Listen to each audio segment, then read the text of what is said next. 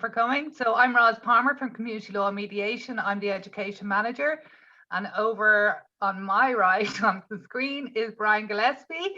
Brian is a solicitor with Arthur Cox, and he's a volunteer with Community Law Mediation. So today we're going to give you a general talk on wills and enduring power of attorney. So yeah, just in relation to, I suppose, people's different situations, we won't be advising people on a personal level because it is an open platform. But also, I'll give you a number at the end of where you can ring if you want to get some legal advice in relation to your wills. So if I do stop you or butt in if there's a question, it's because it's a personal question. But we'll hopefully answer a lot of your questions, well, Brian will, in relation when in the course of his presentation. So Brian's going to share some slides and we'll go through the presentation. And yeah, if you've any questions, Brian, do you want questions as you go along? Yeah, I don't mind. I'm happy to do whatever's easiest. I'm not doing anything. What we might do is we will take a short break in between or after the will section, so just to make sure that everything's wrapped up there. But look, feel free sort of to jump in. Great. Okay, well, I'm going to pass over to Brian. If you wouldn't mind muting yourself so there's no background noise, that'd be great. Thanks a million. And can I just check that everyone can see the slides? Yeah. Yes, thank you. Right. Okay, guys. So good morning, everybody, and great to see so many people on. And sort of as Ross mentioned, so basically all this is intended to be is a very general overview about making a will, on why that's important, and also on enduring powers of attorney. So I've put slides up on the screen, but they're just for a bit of reference, really. And you know, all we're intending to do is just have a bit of a chat. And as we said, if anybody has any questions, feel free just to stick your hand up. And then what I'll do is after this section on wills, I'll also just pause for a while and give everybody the opportunity just to ask any questions they may have. So first of all, really, when somebody asks why they need a will, the main point to get across is, you know, it's to ensure that after you're gone, that you can make sure that your wishes are going to be carried out. And one of the main reasons and the best advantage of making a will is that it allows you to provide for the devolution of those things, so your property or your finances, which is known as your estate, after you're gone, by way of a clear legal document. And this is important because it means that it's going to be largely up to you to decide how your estate is going to be distributed. And so it's not generally left up to the state, or it won't be left up to anybody else to decide on your behalf what's going to happen to your property. So a will is important as well because it can allow you to provide for any special needs of family members. And it also acts as an opportunity to ensure that you know, your estate is dealt with in a tax efficient manner as well. So all that makes sense, but I think what's important to get across is that in practice, there's large numbers of people who actually are quite reluctant to make a will for whatever reason. Maybe it's down to superstition, or maybe people just don't want to give the time needed to think about these things and you know, having to worry about your affairs after you've gone. Some people might not want to actually sit down and have the conversation. So it's very, very common that people wouldn't have a will. But what we would say is that all adults, you know, of a sound mind should make a will, and we would strongly suggest that you do so if you haven't already done so. And you know, making a will should be an ongoing process, and very, very common for people to have several wills over the course of a lifetime, and you know, updating wills to reflect what's going on in their own circumstances. One of the other big benefits of having a will, and I won't spend too much time on this, but having a will makes it easier for the people who are looking after your estate to gain access to your assets. So obviously a bank or an other entity aren't going to give access or release money or an asset belonging to you until it's sure that, you know, it's not going to get into trouble, you know, as a result of maybe handing it over incorrectly. And the way that a bank or a financial institution protects itself is to require a grant of probate to your estate or to the deceased estate. And this grant is issued by the High Court, and it basically just gives authority to the people looking after an estate to deal with that estate. And it's much, much easier to get that grant of probate where the deceased has left a will. And if there's no will, people have to go through sort of additional formalities, and it can take a bit longer, and they're just a bit more on the admin side to do on that type of thing. So that's another good reason that people may not be aware of, in terms of it. Just having a will just makes everything a lot easier in terms of dealing with everything then. So as I said at the start, look, the main reason for getting a will is really to direct who inherits your property, and it might be necessary for your own circumstances to divide up your estate between your spouse or your children or other family members in a certain way. And if you think about who gets what, like it might be a situation that long-standing arrangements or family circumstances are going to dictate how your assets should be distributed. And people might also want to change the proportions in which your family might inherit their assets. And the only way of doing that comprehensively is through a will. And the last point there I've mentioned about family members or friends or charities. If you want to leave something in your will to extended family members or a charity, you can only really do that if you make a will. So it would be quite common that people would make a gift, maybe through a local sports club or to a charity in a will as well. And if you want to ensure that that can take place, there needs to be a will in place. So that's an overview of kind of a very high level overview of why wills are, why it makes sense to have one. But as we said, a lot of people don't. And if you don't have a will and you pass away without having a will, you're said to have died intestate. And what that means is that instead of it being up to you to determine largely how your estate is distributed, it comes down to the state. And how your estate and your what you own is divided up will be governed by a law called the Succession Act in 1965. And this act means that there's clear rules about how your estate will be divided up. So if you don't have a will, then this act will set out that if you leave a spouse but no child, everything passes over to your spouse. If you leave a spouse and children, your spouse will get 2/3 of your estate, with the remaining 1/3 to be divided equally among all your children. And then if there are children but no surviving spouse, your estate will be divided equally among your children or their children, as the case may be. So that's how it's generally dealt with if you don't have a will. And so it'll be governed by the Succession Act, and we've just put up on the screen there in terms of how your estate will be divided up. But it's important to note that, and there can sometimes be a wee bit of confusion around this. So the Succession Act deals with circumstances where there's no will. But although we said that at the start that one of the best reasons for having a will is that it allows you to determine how your assets are governed, there are established principles that you can't effectively ignore a spouse or your children. So in circumstances where you do have a will, but you may not have included a provision for a spouse, there is a legal principle where you're not permitted to totally disinherit a surviving spouse and children. And the Succession Act that we referred to also confers legal rights on that person. So in the case of a surviving spouse, if you have a will and you haven't made provision for the spouse in that will, a surviving spouse is entitled to what's called a legal right share. And the amount of that share depends on whether the deceased has left surviving children. And if there are children, then the surviving spouse is entitled to 1/3 of the estate. And if there's no children, then the legal right share is increased to 1/2.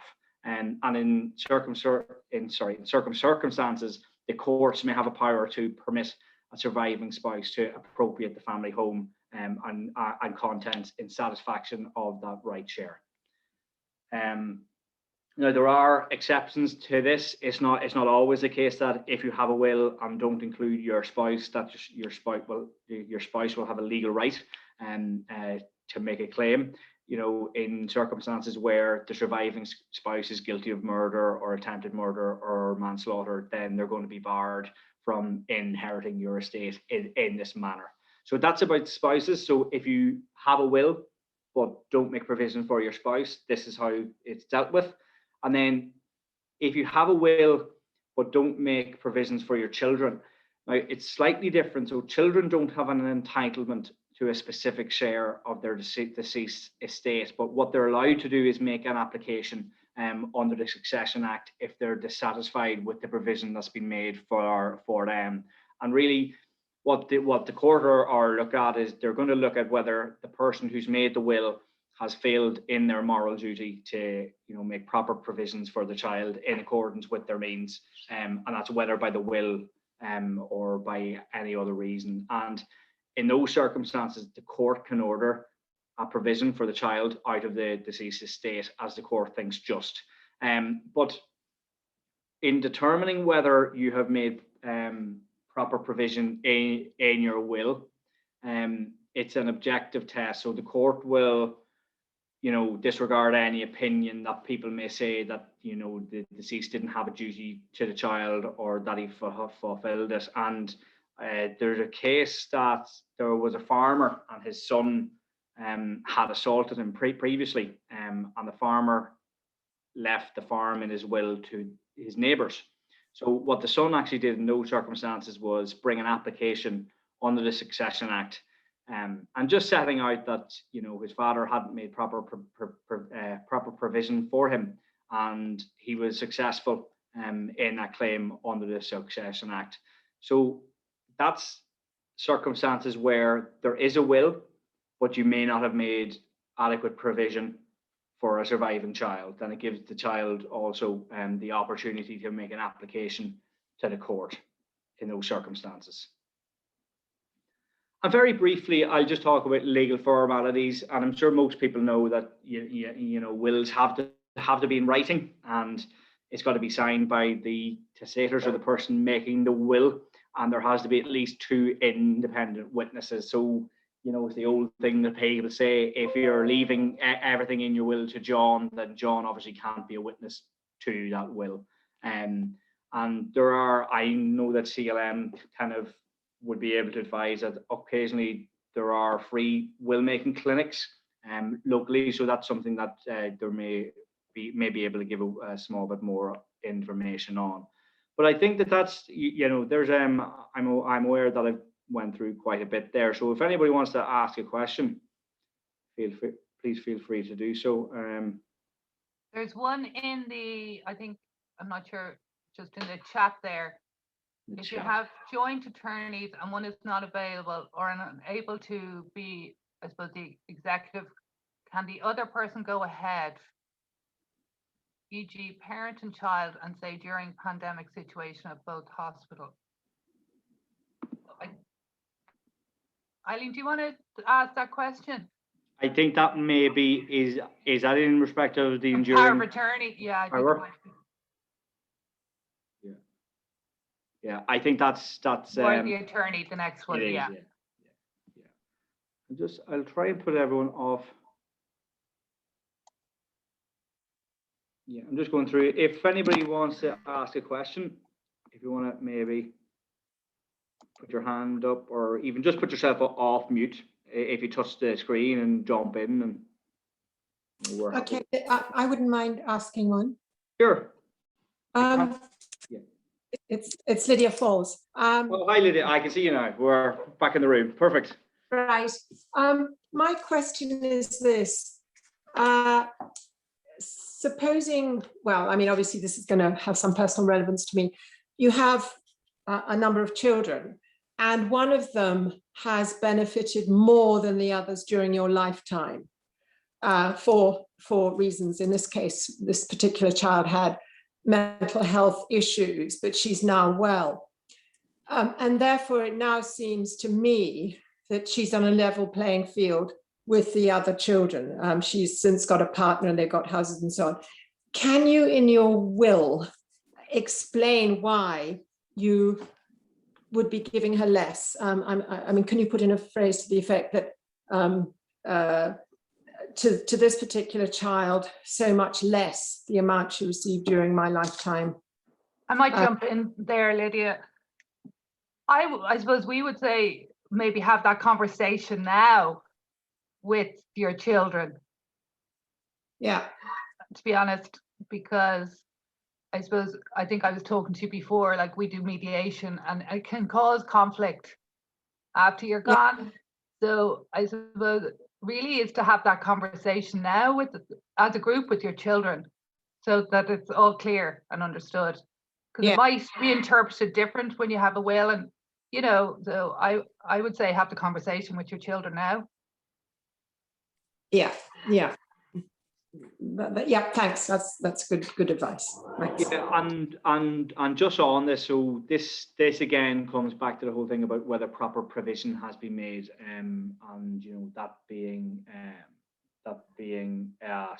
you know, an objective test. And there's an established case, and there was an only child of a deceased who was, I think he was in around his 30s, and he was actually a merchant seaman, but his father had been a doctor and had paid for all of the child's education all the way up, and you know, would have invested heavily in the child's education and that type of thing. So on that basis, during the child's life, for want of a better word, there would have been substantial provision made for him by way of his education and that type of you know, and those type of things. But in the will, the father actually didn't leave anything to the son in those circumstances, but the son did bring a claim under this Succession Act, and the court had heard that proper provision hadn't been made. So that's sort of one way of looking at it in terms of what happens, even if, you know, there has been generous, if there's been generous allowances made, for want of a better word, during the lifetime, then, you know, it may be the case that, you know, on an objective test, if proper provision hasn't been made, then there may be an entitlement there. But as Ross said, like, it's really important just to have the conversation now, and just, you know, just try and get ahead of these problems, or, you know, as soon as you can. Thanks. Thanks, Lydia. And did anybody else have I can see everybody a bit clearer now. Monica, do you have a question?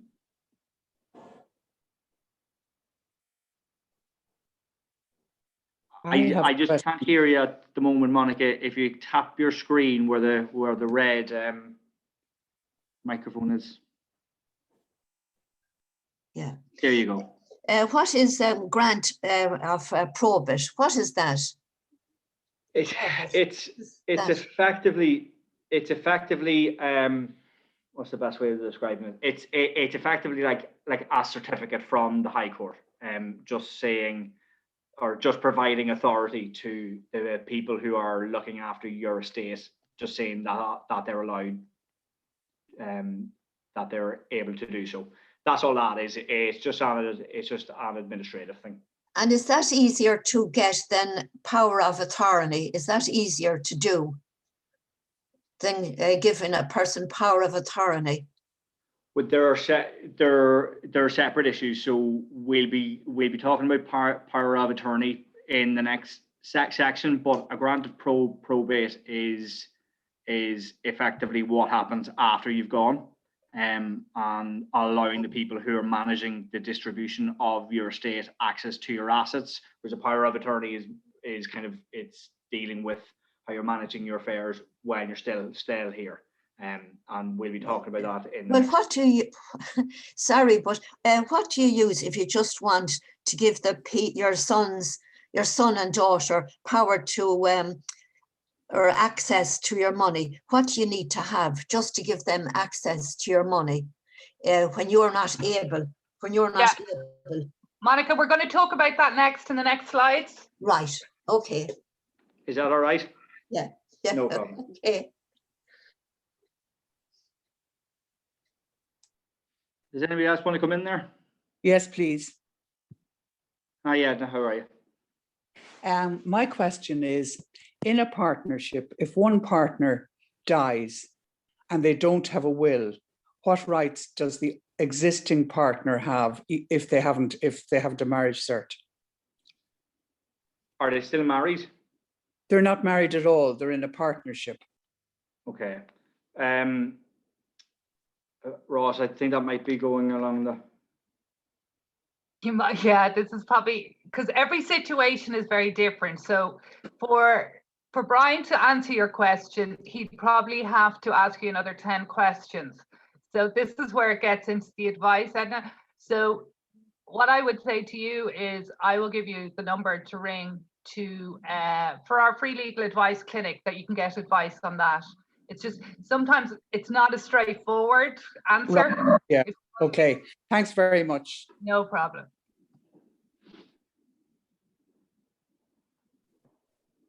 Hello, I would just like to ask, what is the power of an executor? If there are two executors, can one have more power than the other, or are they equal, or is it up to them to carry out the will or not? Well, so the duties of the executor is to arrange for your assets to be kind of managed and looked after. And you know, there can be several, but effectively they you know, they've got to dispose of your assets in a certain way that is sort of all above board on that. So, you know, there are statutory powers, but there would also be specific powers granted in that grant. But you know, you would be expecting that executors would work together.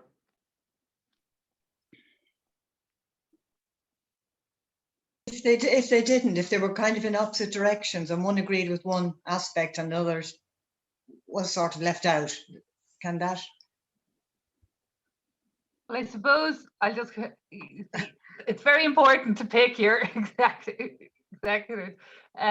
Look, that shouldn't happen. That's not what. Right, that's just a general question. I just wondered. So, yeah. So unfortunately, you're gone. It's out of your hands. So you hope that doesn't happen. You know. Yeah, fair enough. Fair enough. Thank you. Yeah, I mean, if they don't agree, it's not a great situation. That, and in particular, kind of, you know, it just adds like a lot of unnecessary delay and time and that. So as Ross said, if they know this is coming down the track and you pick them well, you know, and that's the other point as well, that you know, if you're making a will, you know, let the people know that, you know, you're appointing them as executor, or sorry, as executor, so it's not coming as a shock and it's not coming as a surprise. Oh, sorry, just another question here. If you does your executor have to be resident in Ireland? Oh, sorry, have I not unmuted myself? No, I don't think so. I don't think so. Yeah. No, because like my sister is executive to our uncle in the UK, so no. Yeah. Can executors benefit from a will? You try not to have the person, just to keep it clean. I don't know if there's actual, it does happen because we're executors to my aunts and we're things, so they can be, but I think sometimes you would say try to make sure they're not, so it's just more transparent then. Yeah, like it happens a lot, you know, you know, I know that when the conversation is gonna be had, or sorry, that we've had a conversation in our house, that, you know, you would be expecting me and maybe my siblings to act as executors for my father or my mother's estate, and not necessarily where you know, we will be benefiting all under that. So, like, you know, very common for family members to be acting as an executor, but also you know, also being given something. I suppose that, you know, that's where the formalities come into play. That's very important, that you know, the will is made independently, away from anybody who's benefiting. You know, signed off with a solicitor, witnessed by independent parties. You know, that's the key thing. But yeah, like very common for Right. People benefiting very on much. their will. Yeah. To be executor. May I ask something?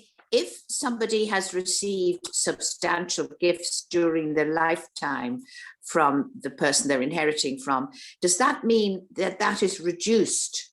The amount received gets reduced accordingly? Not necessarily. Not necessarily. So as you said, it'll be an objective view as to whether adequate provision has been made in respect of your children. But in respect of a spouse, then there is a designated amount. So yeah, Right. Thank you. Not necessarily. Could I just ask to come back to probate again? Is Sure. it always necessary to apply for probate? I don't really understand what that is. I know it's an application to the High Court. Is that made by the executors? And then who decides what all the assets amount to, for example? It's so a grant of probate is where a person leaves a will and they appoint an executor, and the executor applies to the probate office to take out a grant of probate, and all that does is that allows them to administer the estate and it would give them authority to go to the banks, see what is in the accounts, that type of thing. And it's kind of one follows the other. I would imagine that you probably need a grant of probate to be able to properly figure out what is held in total. So it's that way around. So you would have your will, you name an executor, then when the will comes into effect, the executor applies for a grant of probate. And the grant of probate is authorization saying that yes, this person is entitled to distribute and manage your estate, and that would include being able to go to the financial institutions and figure out what's there. Sorry, I have a question, please. What's the situation if one has overseas property on wills? What's your advice whether to make a separate will? Joe, that's getting into advice again. Unfortunately, we wouldn't be able to answer that question because, again, we need to ask you another 10 questions before we could actually advise you there. No, that's fine. Can I ask a question, Alan Winter? Can I ask a question? Sure. Hi, Alan. Yeah. If in the situation of an executor, do you have to have more than one executor? And could that executor be your solicitor? No, I don't know. You do, you can have more than one if you want. I suppose it wouldn't be uncommon. It wouldn't be uncommon that it would only be one. And in terms of appointing an executor, as long as the person knows and is willing to do it, then I'm sure that's fine. And I'm fairly certain that there are situations where a solicitor, if you were known, would act as that, provided they were happy to do so.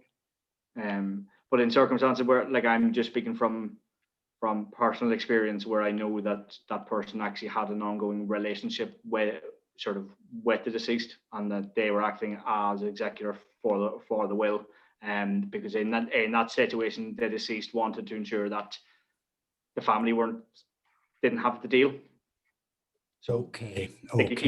Yeah. Right. Yeah. I suppose just trying to make it a bit easier, I suppose, would be the thinking behind that. Okay. But as Ross said, it's just about having the conversation and just seeing who in your circle is the best place to kind of help, really. Okay. Thank you very much. Right. We might move on then to the next part.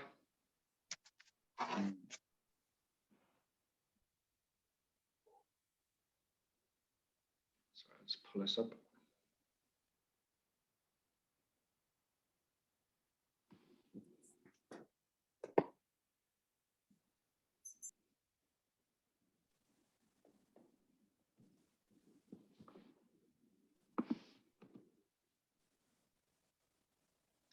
So, sorry, can everyone see that? It's still coming up correctly on my screen. Ross, can you see? Yes, thank you. That? Yeah, I can see. Yeah, sorry, yeah. I don't know, one of my screen has gone a bit funny, but anyway, we'll crack on. We'll crack on. So as we said, that in terms of wills are intended to manage your affairs when you're no longer here. You know, there are circumstances, unfortunately, you know, where people may have to think about managing affairs when you're still That here. should be up on my screen. Enduring part, what are there? There is nothing under that. Is that all that should be up? That's perfect, Monica, thanks. Yeah, more will come up now in a second. All right. Brilliant. Thanks for flagging that. Thanks. So yeah, so you know, managing affairs when you're still here, but you may not be in a position to make decisions for yourself. So there was a statute called the Powers of Attorney Act in 1996, and this was the first statute that for the first time it allowed Irish people to execute a document called an enduring power of attorney, which names a person or several people who have authority to make certain decisions for them in the event that at some time in the future you're unable to make those decisions for yourself. So I'm trying to make this as sort of as straightforward as I can. So in terms of what an enduring power of attorney actually is, it's a legal document, and it enables you to appoint one or more other people who are called attorneys to manage your financial affairs and properties, you know, with certain restrictions if necessary, but also make personal care decisions if required in the event that you become mentally incapable of doing so. And this is of particular value to an individual who is maybe aware that they're suffering from a debilitating disease such as Alzheimer's or dementia, which makes it likely that at some time in the future, unfortunately, they're going to be incapable of dealing with their own affairs. And the enduring power of attorney can give a general authority to that attorney to make any lawful decisions that they're allowed to do, or the other type is that it can give specific it can give authority to do specific acts on your behalf. So you can have a more wide-ranging power of attorney, or you can have a power of attorney where it's giving specific authority for specific acts. And as the second last point there says, the important thing to note here before we go on to the next slide is that you can put an enduring power of attorney in place at an early stage, but it doesn't take effect until the person who has entered the power of attorney is mentally incapacitated and they're not able to manage their own affairs. So again, it's maybe having that foresight and kind of looking ahead insofar as you're able to. So I'll just go through that again. So it's in circumstances where you know that at some stage in the future, maybe due to a debilitating disease, you're not going to be able to manage your own affairs, then you can enter into an enduring power of attorney, which is a document which gives an attorney authority to act on your behalf and make certain decisions for you. And the two types of decisions that can be made under an enduring power of attorney broadly fall into two categories. So the first one is an attorney can make personal care decisions on your behalf, and they can also make financial decisions on your behalf. And what I'll mention here is that it doesn't have to be the same attorney looking after both. So you could have one attorney for your personal care decisions, but you could also have a different attorney for financial matters as well. But we'll just look at the financial care decisions first of all. And in terms of, so an enduring power of attorney is put in place. An attorney is able to make decisions on your behalf if you become mentally incapacitated. And one of the decisions they can make is a personal care decision. And the attorney can make personal care decisions on your behalf, but they must be in your best interest. The decisions must be in accordance with what you would have been likely to do. And the attorney has to consult family members and carers in making those decisions. And what is best interest? Well, an attorney is considered to be acting in your best interest if they reasonably believe what they decide is in your best interests.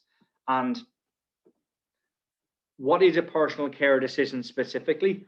So it's a decision relating to one or more of the following. So it's a decision which takes into account where or with who you should live, who you should see or who you should not see, maybe what training or what rehabilitation you need to get. A personal care decision would also concern your diet, what you need to eat or what you shouldn't eat, and your dress. It will also maybe inspect your personal papers, so anything from an administrative point of view. And then a personal care decision will also take into account your housing needs, and then also social welfare and other benefits as well. But I suppose you will have noticed that this is personal care, so it's about where you should be and who you should see and what you should do and sort of how you manage your life. What it doesn't include and what it doesn't give authority to, it doesn't give authority for an attorney to make a healthcare decision.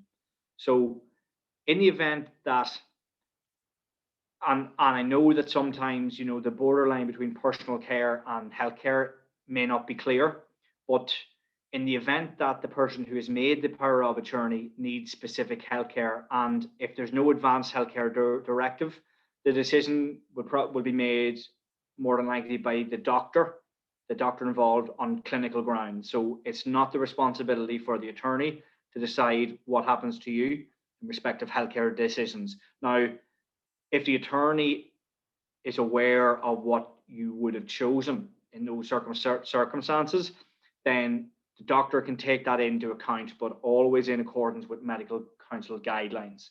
And also, if there is no advanced directive, then the High Court can also make a one-off decision in relation to a specific healthcare issue, or maybe direct that a person can be made a ward of the court to enable such decisions to be made. So that's the first type of decisions that if you have an enduring power of attorney, your attorney can make. So it's in relation to personal care, but it doesn't give the attorney authority to specify or determine what happens in respect of healthcare. So I think it's just important just to kind of re-emphasize that before we move on.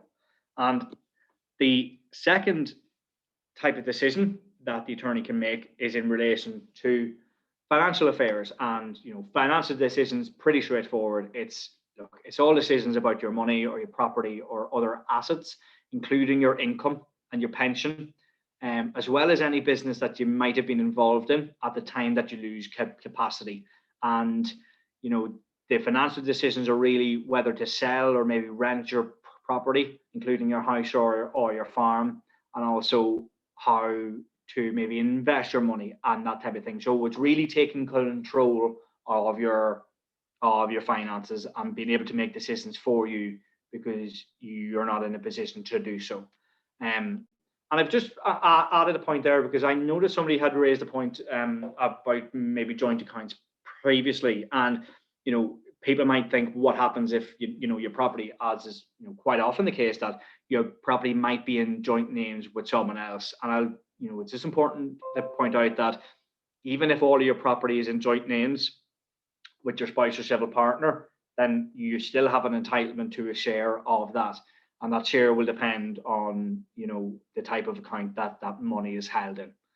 And the other point that I flagged there is just around the financial decisions, and that people will definitely probably ask, and I can see questions coming in now, is that, what happens if the attorney that you appoint is the person who expects to inherit your estate after your death, and how you can make sure that that person doesn't choose not to spend money on your care or whatever in order to make sure that they receive more of a share. And what I'll say on that is, naturally, most people will want a close relative to be responsible for making decisions for them, a time where you can't make those decisions for yourself. So it's not at all unusual that financial decisions are going to be taken by the same people who would benefit if the money wasn't spent, essentially. But there are ways of protecting against that, and if you're there's ways of protecting against that if close relatives are going to be appointed as an attorney. And things to think about there are maybe appoint more than one attorney, leave clear instructions about, you know, what assets are to be used first and what assets are to be used to pay for care. You know, you might leave instructions about, you know, the standard of care and the type of care that you want and that you expect. And you can also leave instructions about, you know, what assets aren't to be sold, and if they are to be sold, in what order. And you could also include, you know, a provision in the attorney that in the power of attorney, that the person managing your affairs doesn't have the power to make gifts or to grant gifts to themselves, as would be quite common. So there are ways of just giving yourself that extra bit of peace of mind when you're dealing with handing over sort of control of financial and personal affairs to somebody else.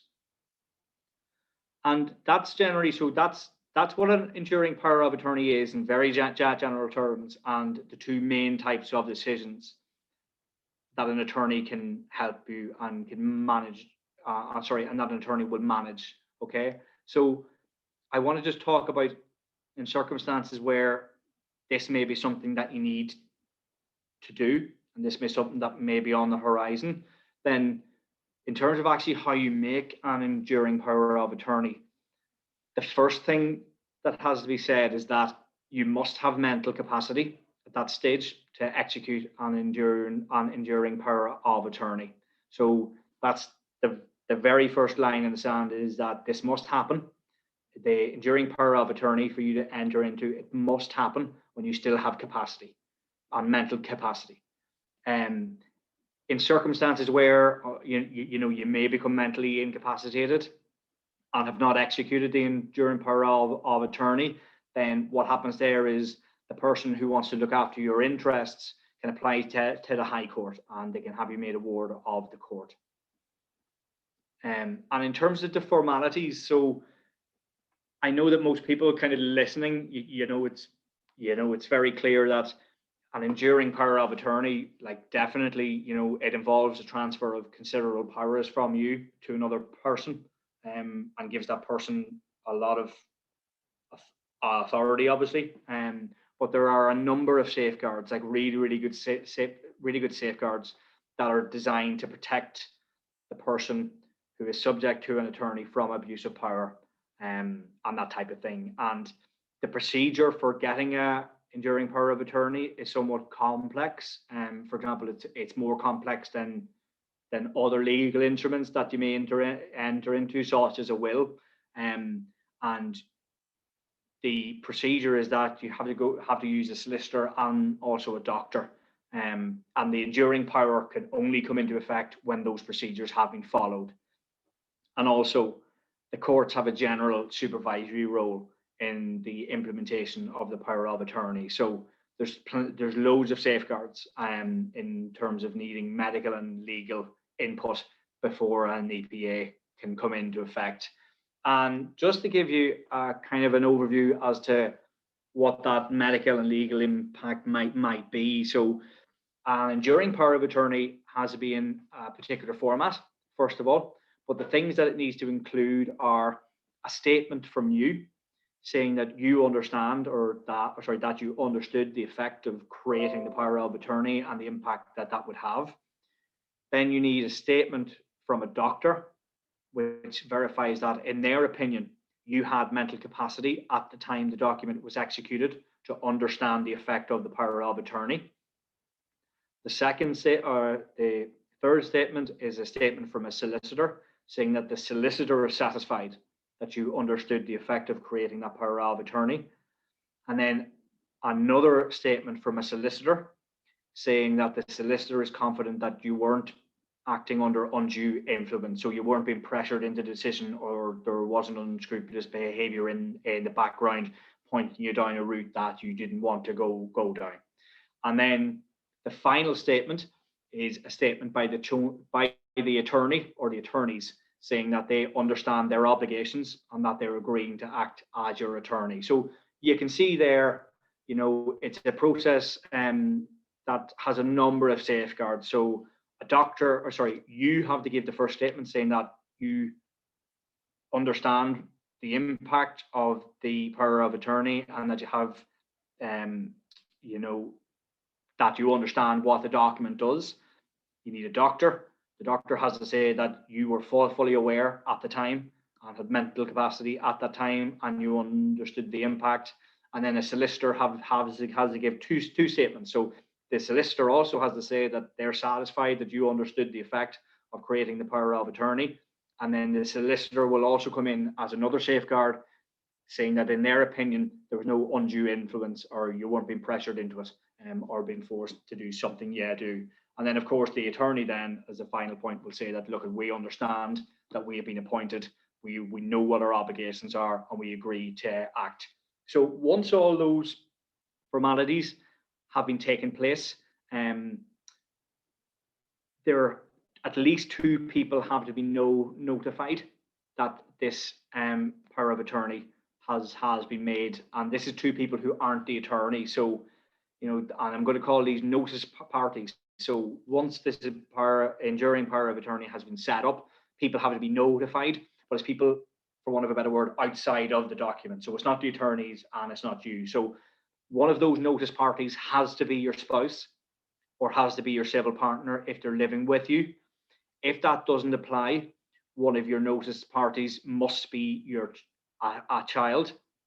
And if that's not applicable, one of the notice parties must be any relative. So that could be a parent, a sibling, a grandchild, you know, or a surviving civil partner of a child, a nephew, or a niece.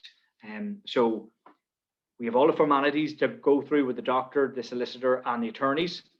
And then once that's done, then people outside of the document will be made aware that this is happening.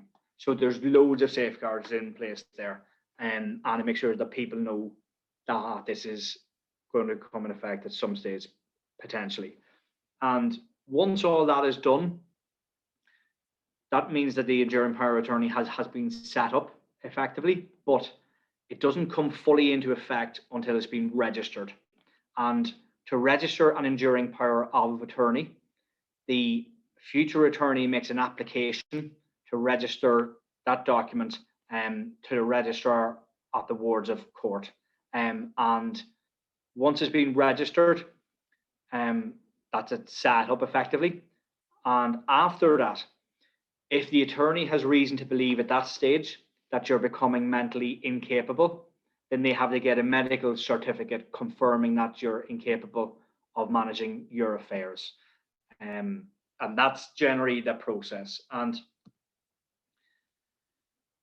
we say there about notice parties and people outside of the document, so people who aren't the attorney. So for example, a child or whoever who may not be a party to the document, about why it's so important for them to be given notices. Okay, so as we said, the enduring power of attorney has to be registered, and then if it appears that you're losing mental capacity or becoming mentally incapable, the attorney will then submit a certificate to that effect and make an application.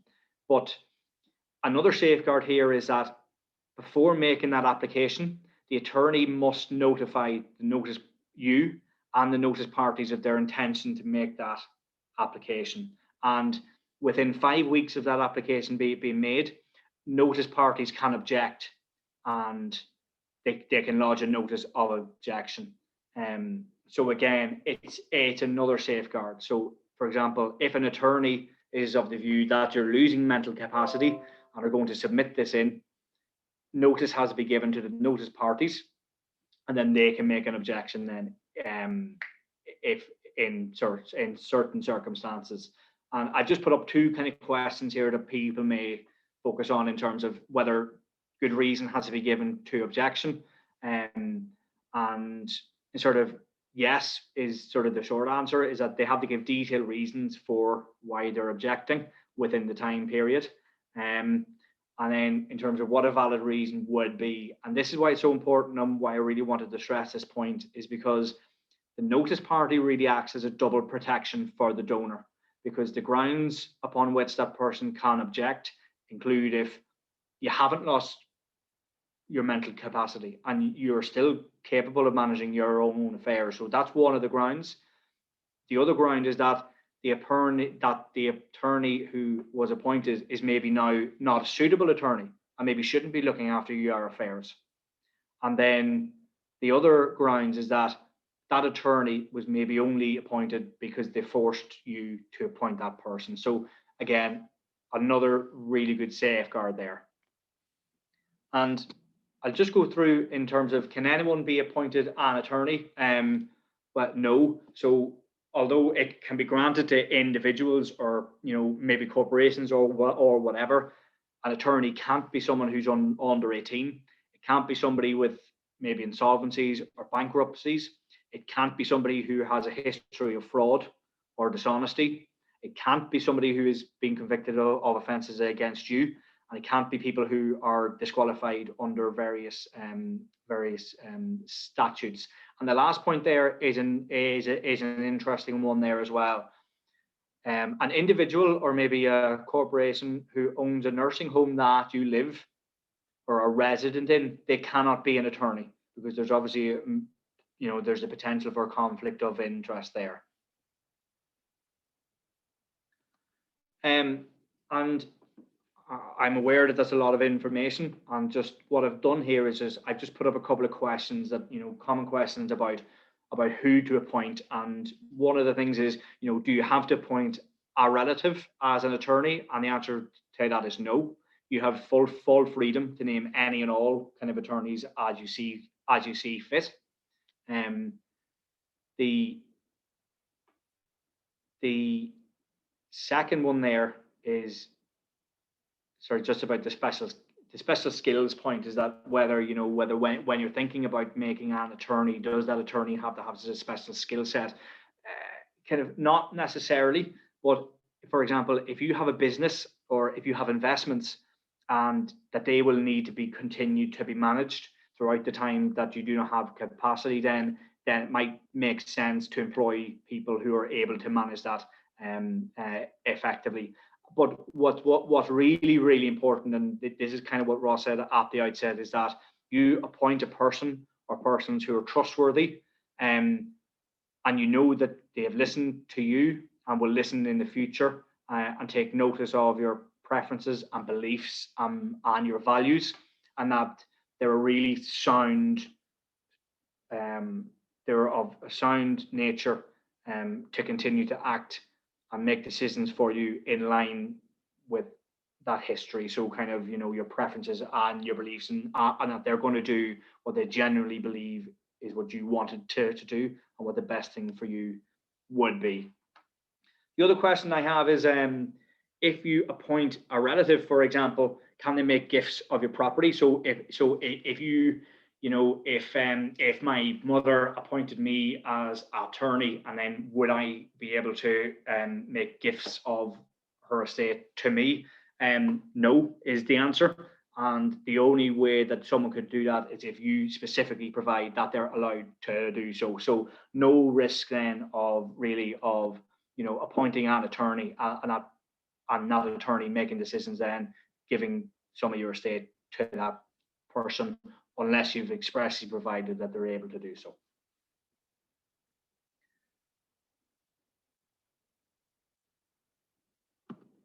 And very quickly, I just want to say again, and I keep talking about safeguards, but it is, you know, like a power of attorney, it is a considerable transfer of power away from you. But, you know, we've gone through the safeguards, and one of the other things that I want to point out is just that the courts have a role in this as well. So the High Court has a very extensive supervisory role in respect of an enduring power of attorney, and amongst all other things, what they can do is give directions about management and disposal of your property. And the court can also confirm that a power of attorney is to be revoked if you're mentally competent to revoke it. And the court can order cancellation of the power if it's satisfied that you are now mentally capable and likely to remain so, or, you know, if the attorney was very unsuitable, the court can make a determination on that. And also, whether fraud or maybe undue pressure was used to induce you, the court can also make a determination of that. And the other point about the court that's quite good to know is that high courts do have a power to make or to hold an attorney personally responsible for the misuse of a donor's funds or property. So again, a number of really important and well-established safeguards there, and a very considerable role that the courts have in overseeing everything and ensuring that everything is above board and boxed off correctly. So I've kind of mentioned what the enduring powers of attorney are, how to come into effect, who is best placed to act as attorney.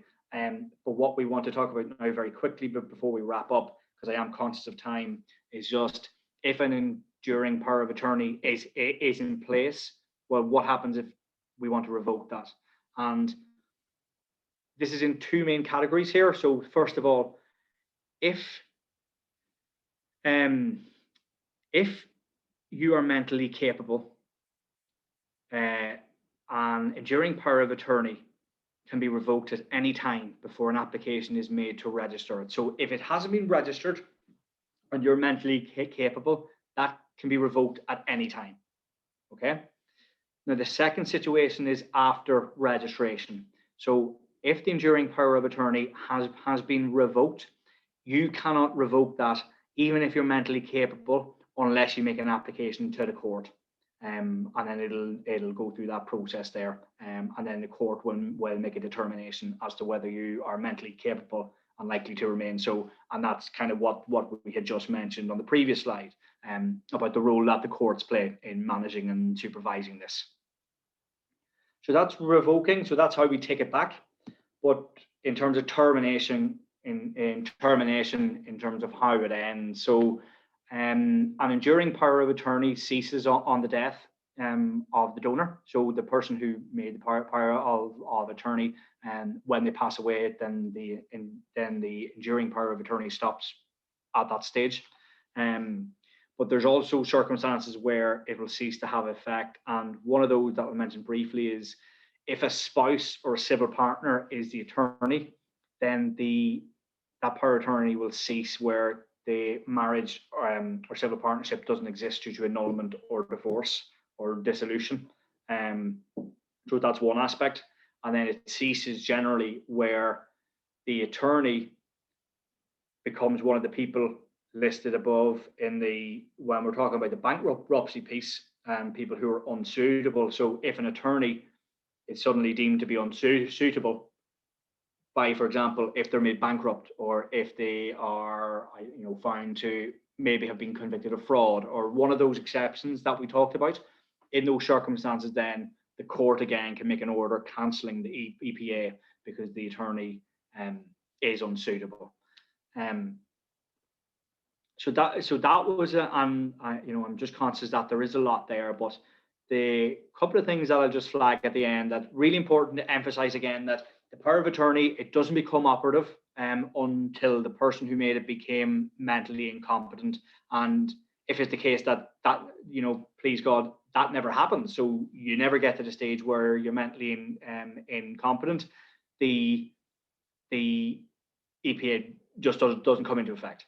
And the other thing I'll mention is that the attorney has what's called a fiduciary relationship, and they have to use all proper skill and care and diligence, and basically they're held to quite a high standard in terms of how they're expected to make decisions on your behalf.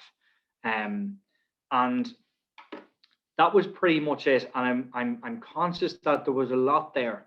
And what I might do first is just go back up to the questions. If we have time, Ross, do you think, are we okay for time? Yeah, go ahead. Yeah, no problem. There's a few questions there. Hang on one sec now, and I'll just. There was one. Can you say something about living wills and if these can cover issues relating to one's health care?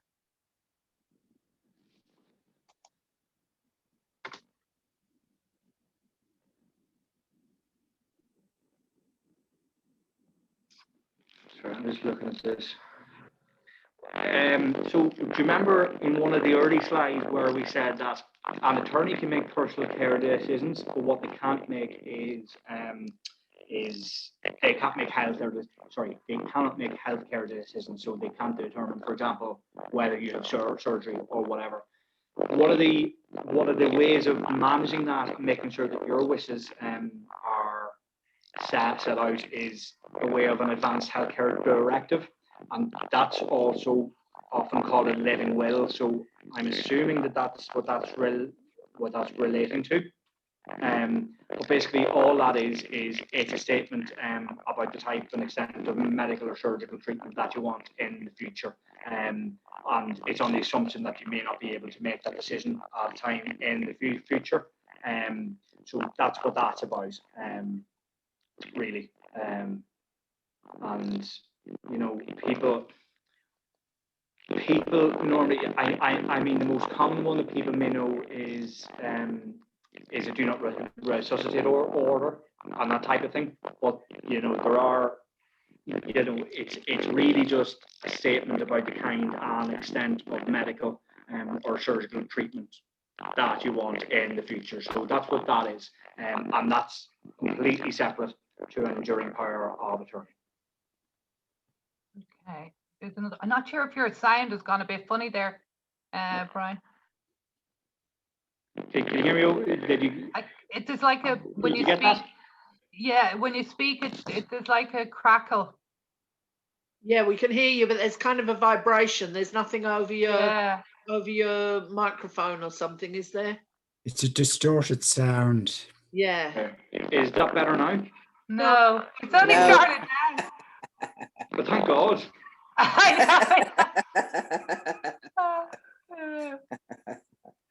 It must be objecting to something. Yeah, time up. Because we're on the finish time, so it's saying that's it. I'm just going to check a few. Does Assistant Decision Making Act change the role for EPA? It's a good question, actually. I don't know the answer to that, to be honest, because it hasn't been enacted yet. Apparently. Would you repeat the question? Sorry. No problem. Yeah. Does the Assisted Decision Making Act, that's meant to be coming into force, change the role for enduring power of attorneys? I don't know the answer to that, to be quite honest, but I'm not sure. Brian, do you know? I don't think it's in yet. No, it's not in yet. Is it? So, yeah, not sure. I'm afraid on that. We've heard that it's go. We actually have a case that is pending because of this. So we've heard that it might be next year. So I don't know. So at the moment, it just stands with what we've said. At what point does the enduring power of attorney need to be registered? I suppose if you're doing the process, you register it, but nothing will come into effect until you're incapacitated. Is that right, Brian? Sorry, say it again, Ross. Sorry. The question was, at what point in time does the enduring power of attorney need to be registered? Yeah, so it's once the attorney has reason to believe that you're becoming mentally incapable. So you know, everything will be boxed off, and then you know, if things have progressed in terms of you know, a debilitating, maybe mental or you know, degenerative sort of disease, and your capacity diminishes, then at that stage the attorney will make an application to register that with the supporting medical certificate, and that's when we kind of spoke about notice being given and people having 5 weeks to object. So it's at that stage, it's when your capacity has diminished. Okay, I knew the cost question was going to come in. I have no idea. We wouldn't have a clue about that. You really would have to discuss what costs in relation to any of this. I discuss it with your solicitor before you do anything. Is there any power that can be delegated which covers access to one's assets after one's death, e.g. to cover funeral expenses? That will be covered in the will. That would be covered in the will, yeah. Exactly. Yeah, because yeah, it'll be dealt with in a will. That's one of the things that, so as you mentioned, so the power of attorney deals with your decisions when you're alive, and then on your death, you know, that ceases, and then everything they're after that. Generally speaking, everything they're after that will be picked up by what's in the will. So the EPA is decisions on your behalf when you're alive, and then after that point, then it should be picked up by the will. You know, in general terms. I wonder, can I ask a question? What happens in the unlikely event that both your attorneys die? That's a very good question, actually. While you're still okay? Well, if you're still okay, I suppose you could appoint more. Do you appoint others? If you're still around and suddenly your attorneys conk out or being killed in an accident or something, do you then have to go and find more? Well, you would have to, yeah, because you wouldn't have any. Yeah, and also. Yeah, no, I was just wondering. Yeah, and also. And what happens if they die when you're already had it? That's what I was going to say. Yeah. If you know, I suppose you do have to think about all of that when you're thinking of your executor. You know, like you obviously wouldn't appoint somebody that's older than you. No. If somebody's had health issues. But you never know. You see, you may be a long liver, and they're not. Yeah, exactly. So yeah, you have to take all of that into account. Yeah, and that's why it's good to have two, you know, because if God forbid something does happen to one of them, and you know your capacity is gone, you know. So yeah, these are all the things that you really do have to take into account. Yeah. So there's no absolute answer. I mean, is there any examples? No. Have there been examples before of what happens? Yeah, like it'll depend on the circumstances. For example, if you still have capacity and your proposed attorney dies, then you can simply appoint a replacement. If you have lost capacity and that enduring power on the attorney is acting and there's no replacement made, then that would, you know, there's some problems to be had there. And I suspect, you know, we come back and we talk about the role that the court has to play. So I would suspect that it would probably fall into that, you know. Yeah, the court comes into the situation. Exactly. I think. Well, the court has a supervisory role, so it's. Oh, right. It's always reassuring to know that there's always something second above that, and yeah, if needs must, there's someone there who can step in, who will also act in your best interests. Thank you. You're welcome. Okay, we might take one last question if there is any, and because I don't know what's wrong with Brian's. Did you get any of that, Ross, or am I still? No, you're still crackling, but I think we're catching it.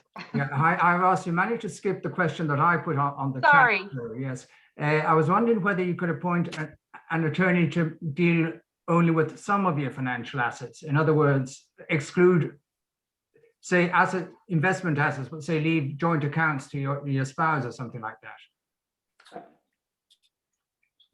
Yeah, you can. You can, yeah. Okay, thank you. Yeah, you can be really clear about what you want them to be able to manage. I mean, ultimately, it's your decision. Okay, thank you. Yeah, just as long as you're clear. It's all about, I suppose, a bit of work and very clear instructions on who you want to do what. It's completely up to you, how long, short, or whatever, you know.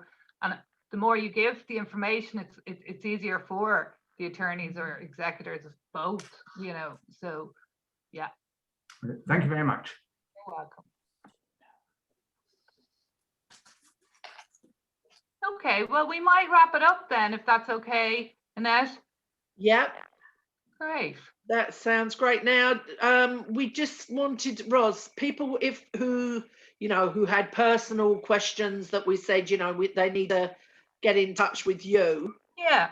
So I'm going to give you, if you have a pen. So we run. I think I was talking. You just type. We run into the chat there. Oh yeah, good idea. Okay. And then type it into the chat, and sure. They can always get it from. I was just looking it up I'm sure you know it. So while I'm doing it, I'll just explain. So what happens is you ring this number. It's our office number, Community Law and Mediation. I don't know why it won't let me do a chat. Hang on. And you leave a message, because obviously we're all working remotely. So and then what will happen is one of the administrators will bring you back and give you an appointment for one of our free legal advice clinics. I don't know why it won't let me write something here. Ross, could you call out the information anyway? Yeah. Yeah, sure. Well, the Even number even is, as you type it. sure, the number is 01, it's a Dublin number, 8477 804. Thank you. And I don't know why it won't let me put in the chat. Okay. Oh, here. Okay. So the community law.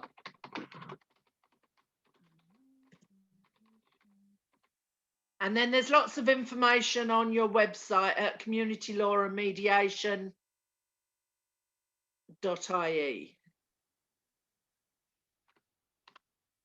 So if people are looking for more information, they can go there. So, and also you did Brian mentioned there about there is a free wills week that that the Citizens Information Services do every year. So just look out for that, or ring your local centre. There's centres all over the country. We don't do wills, just to say we'll advise you and give you information on them, but we don't actually do wills, if you know what I mean. We don't write them. Sorry now. Okay.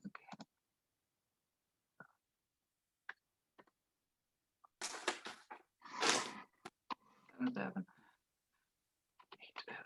4. I don't know, some of them are closed, Eileen, some of them aren't. So I'm not sure. So that's why I'm saying they might be doing it. Obviously at the moment it's a bit different. They probably have a general website anyway. yeah, and there's an email that you can email into info@communitylawandmediation.ie. We don't advise by email. Oh, okay. No, you don't advise. Oh, sorry. Appointment. So hopefully that went. No, we don't advise by email. That's why we have our legal advice clinics, because we wouldn't have the resources to provide that as well, unfortunately.